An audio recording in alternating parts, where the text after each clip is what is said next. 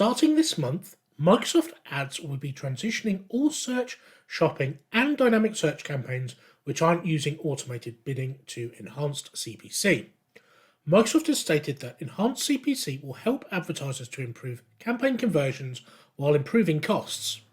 They have recommended that advertisers start to test automated bidding options before the manual option sunset. The migration to enhanced CPC starts this month. From April the 5th, you'll no longer be able to choose manual CPC when building new campaigns. Then from April the 30th, campaigns will automatically be moved to enhanced CPC if they're still on manual CPC. It appears that Microsoft Ads is moving further towards AI functionality.